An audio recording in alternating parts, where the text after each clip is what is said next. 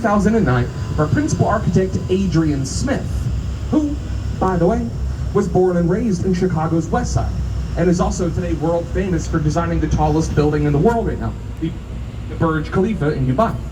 It's the same dude, and he's from Chicago. Trump Tower, second tallest in the city. Let's check it out.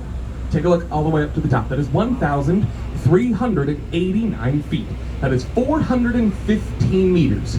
Or, in a fun way, it's about 232 Donald Trumps standing on top of each other.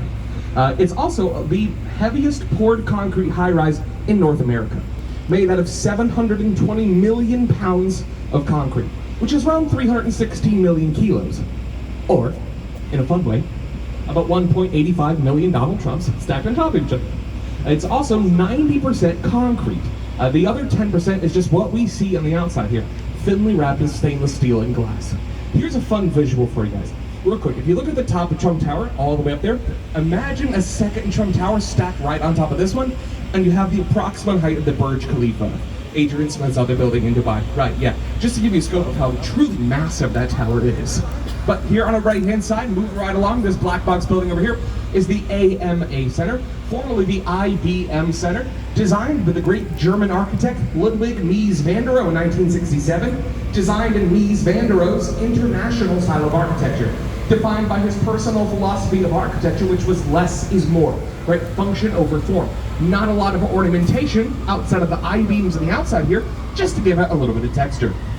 Floors 2 to 12 today are the British Langham Hotel, which, by the way, side note, is actually so British that it serves afternoon tea to the guests inside every day at 3:30 in the afternoon on the dot. It's included with the room.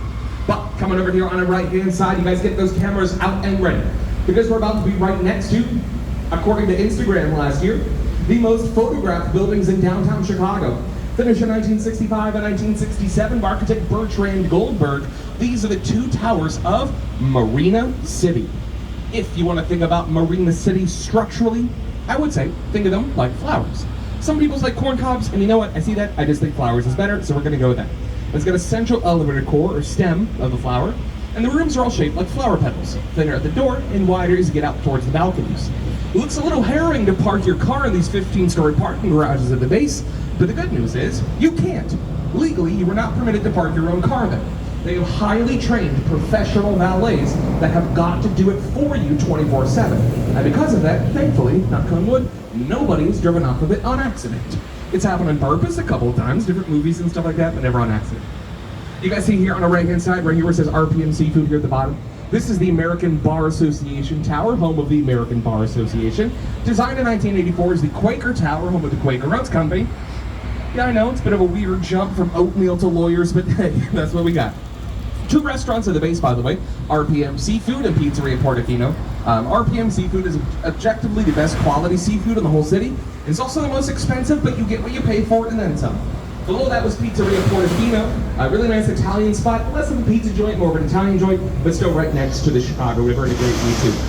Here on our right-hand side, we are coming up on a relic of Chicago history, the Reed Murdoch Center, designed here on our right-hand side in 1914. Architect George Nimitz. What you're looking at is the last remaining warehouse building on the main branch of the Chicago River.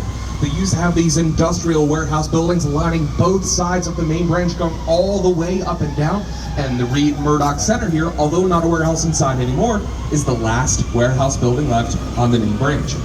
Here on the right-hand side, as we pass underneath the LaSalle Street Bridge, take a look here on the right-hand side, coming up on 300 North LaSalle. 300 North LaSalle here is one of our many green and environmentally friendly buildings in the city of Chicago. It is a 72-story Platinum LEED certified high-rise, which, if you don't know, is actually a pretty big deal. So LEED is L-E-E-D for Leadership in Energy and Environmental Design. Platinum is the highest certification that you can get, and they don't just hand that out. It gets that way because of how it cools the building off. Because believe it or not, there are no air-conditioned units in the tower, they just use the river water. They have a system that cycles the water from the river through the side of the building, cooling it off to an average of 65 degrees Fahrenheit inside, and then spits it back out into the river a little bit cleaner as well. Here on our right-hand side, we're coming up here on the legendary Merchandise Mart here in 1929 from Graham Anderson Probst and White. You guys see these heads up front here, like these big giant iron Pez dispensers? These are the heads of famous Chicago merchants like Montgomery Ward and Marshall Fields, facing towards the Merchandise Mart. And at 4.25 million square feet of space here, the Merchandise Mart is the second largest limestone building in the United States, losing to the Pentagon, and the second largest building in the city of Chicago, losing by a very small amount actually to the Willis Tower, slash the Sears Tower, slash, as we all know, the Sears Tower. Here on our right hand side, we're coming up here in an area of town called Wolf Point. So Wolf Point over here is actually where Chicago got its roots. It was here we had our first drugstore, first church, first tavern. But we've had a lot of renovations since then, and especially over the last 8 years. Wolf Point East here on our right hand side is 70-story mixed residential high-rise, having condos and apartments in one tower, just to have some more affordable units. It's always really cool to see. Here on the right-hand side, with the digital art display here at the bottom, this is the Salesforce Tower, finished in 2021. It's all office space inside. 80 stories, in this case, approximately 911 feet, all office space. Salesforce is not in all of the building, but they are in a lot of it. Now we are starting to head down the north branch of the Chicago River. As we go down this way, I do want to apologize here real quick. Down the north branch, it's going to be a whole lot of left, right, left, right, left, right, so bear with me. First here on the left-hand side with the archway at the base and the curved blue glass facade. Right here on the point of the three branches of the Chicago River, it is River Point. You will find out we are very good at naming stuff. So, River Point is another one of our green buildings. This one made out of 60% recycled materials, giving it another highly coveted Platinum LEED certification. It is now the main office headquarters nationwide for Morton Salt. Here on the left-hand side, you guys see these residences right here along the riverbend? These are called the residences at Riverbend. You see what I mean? Designed in 2001 by architect James DiStefano. He's got townhomes at the bottom, condos at the top.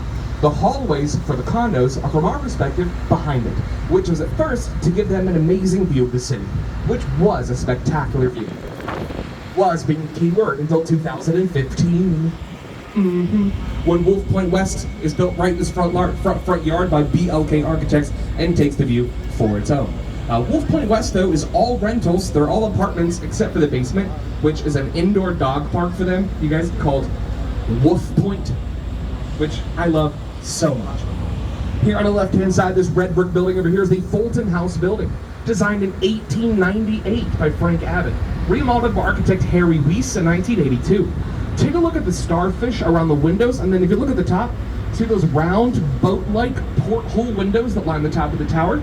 Harry Weiss loved nautical themes on his buildings. We see them in even more detail here on the left-hand side. See these cottages right here along the riverside? 3 guesses. The Chicago Riverside Cottages in 1988. They've got their own marina, more porthole windows, and the triangle themes all over the place. The triangles are the same shapes of sails on its beloved sailing ships, because Harry Weiss, the architect, was an avid sailor, which is why he liked to mix in these nautical themes. Back over here on our right-hand side, we're coming up on the EBC, the East Bank Club, designed by Ezra Gordon and Dan Levin in 1979. It is a private, upscale health facility. Or in English, it's a very expensive gym. Oprah and both of the Obamas still have their annual memberships here, but they still pay for it. They just haven't been downtown in a minute.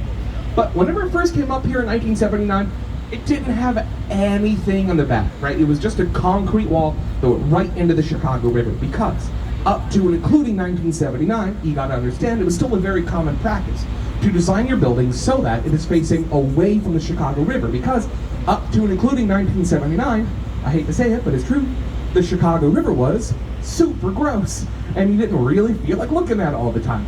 But to understand why the EBC looks like it does on the back,